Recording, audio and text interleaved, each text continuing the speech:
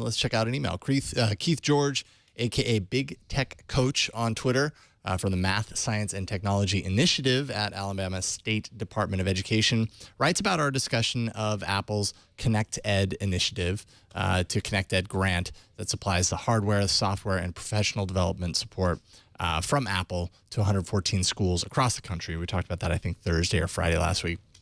He says, effective technology integration in education should not be about the device, it should be about what the students are doing with it.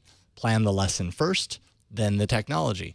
Do keyboarding skills need to be taught? Absolutely, and you need a keyboard for that. But you also need the anywhere, anytime access of a tablet. Good point.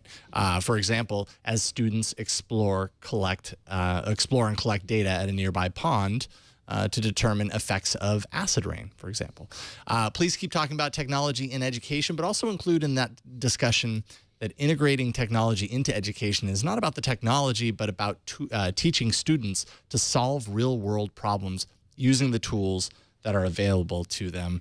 And that's a really good point. It kind of reminds me of this, thing you hear all the time about, like, kind of a criticism of the younger generation right now, growing up with access to the internet, that, they're just not as smart because they don't have to think or memorize things. They can just go onto Google and search. And I always thought that was kind of a silly argument, because all it is just learning to use the tools that you have to free you up for other things. And so it's not worse, it's not dumber, in air quotes, it's just different. Yeah, I agree. Except I do think there is something to be said about that. When we're like asking Siri or asking the Amazon Echo, that just implies that there's an answer, and that Siri or the Amazon Echo knows it, the answer. And I think so. I don't think kids are less smart because they have access to these tools. Absolutely not.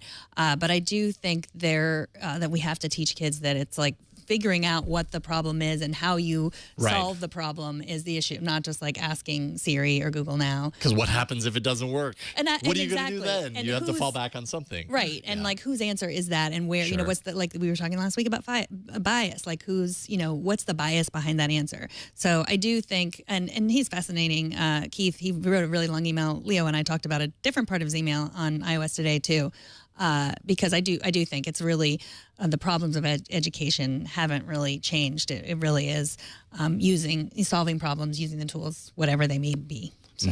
They're just not opening up encyclopedias as much anymore. They're going to Google and typing in a search for that thing.